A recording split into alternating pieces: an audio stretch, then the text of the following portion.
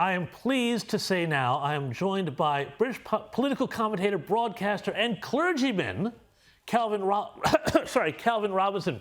Calvin, thanks so much for joining us tonight.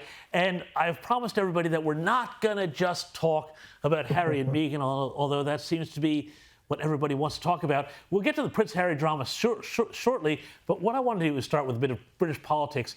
And it seems that the Tories are in a bit of a pickle, sort of like the Liberal Party here in Australia. A former Conservative minister has quit the party and said she has lost faith in the team. Walk us through what is going on with the Tories in the UK now, because I'm not sure everybody here quite gets it. Well, not a lot's going on with them, to be honest. They are down in the polls. I think Labour are beating the Conservatives by 22 points, which means that if there was an election today, the Conservatives would be out of power, which may have something to do with why this former minister has jumped ship. So Claire Perry O'Neill is a person I'd never heard of. And I'm involved in politics every single day. I'd never heard of the woman. But apparently she was a minister during Theresa May's government. She was the energy minister. And she's jumped ship to the Labour Party, saying that the Tories are too ideological. Now, I wish the Tories were ideological. They don't have an ideology. That's the whole reason that they're losing in the polls, because people do not know what they believe in, what they stand for, what their policies are. They're just, swimming on the surface. We don't know what's going on underneath. Now, Claire Perry O'Neill, who I've recently had to look up because I'd never heard of her, was a staunch Remainer who called Brexiteers jihadis. That tells me that perhaps she's gone over to the right side for her. It seems to me she's the kind of person that should be in Labour. If she thinks the Tories are too ideological and she thinks Brexiteers are too jihadi, then maybe she should be joining the winning team. And that's what this is. It's a winning team joiner. She's a career politician. And Calvin, I mean, it strikes me that there's such a similarity here to what's going on in what you describe in the UK Tories with the debates that so many in our own Liberals, who are the equivalent of the Tories, are having here, i.e. what do we stand for? And there seems like there's a big group of people within both parties who think the thing to do is to stand for nothing or just go whichever way the weather vane is pointing and try to be a light version of Labour. Is that what's happening here? And is there a broader lesson for conservative centre-right parties around the world, do you think?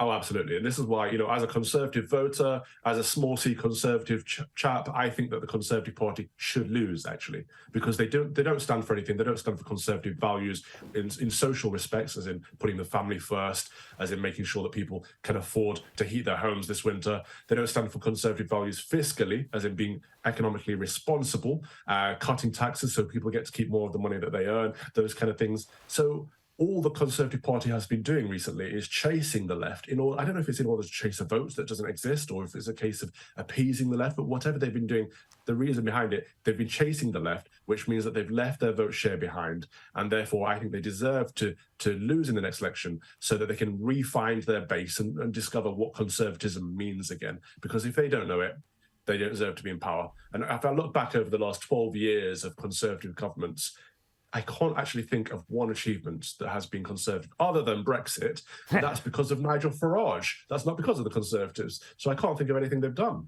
It's a great shame.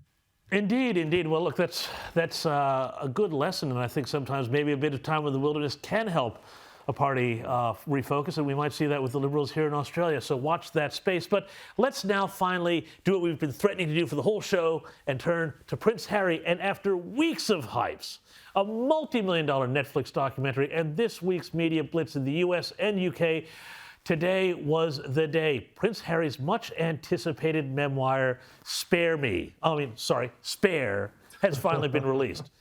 Now, you've got to wonder now, though, who is actually going to buy it? The early release of the Spanish edition means that everybody already knows what's in the thing, with every gruesome, horrible detail that this guy told his ghostwriter about, and of course, he just wants his privacy here. I've got to just ask you, he's attacking his family, the institution of the monarchy, and the British tabloid media.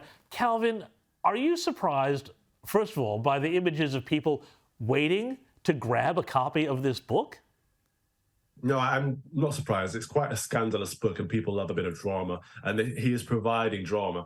However, it will be his downfall. It could potentially be the downfall of the country. You know, he is attacking the greatest British institution. The monarchy is at the bedrock of every British institution, from our justice system to our parliamentary system to our legal system. It's a part of everything. It's embedded in it. Now, if he's attacking that, he's attacking us. And that seems to me what he's doing. You know, he'll go on camera and say, I don't see her as an evil stepmother. And I'm thinking, no one suggested that you did, but by saying that, you're implying that you actually do. Just as he said that he sees his brother, Harry said he sees his brother as his arch nemesis. I'm not sure that that's really grown-up talk, is it? I'm quite concerned that a lot of the stuff he's coming out with is very juvenile, very immature, which shows that his mindset isn't as mature as it should be for a grown man. To be talking about his todger, for example, for any grown man to be talking about their todger, using the word todger is a bit ridiculous. I'd be looking down my nose at them saying, you know, grow up a little bit. But for a royal member of the royal family to be using that word, get some royalty, get some dignity, get some honor in you. Where are you? Where's your integrity?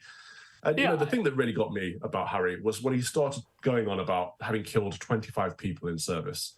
Now, that puts him at danger. That puts his family in danger. That puts the royal family in danger. I think at this point, we really have to pray that he gets the help and support he needs, because there's seriously something wrong when you start bragging about the number of people you killed in service. People don't do that. You know, I've got people in my family that have been in service. They don't talk about how many people they killed or not.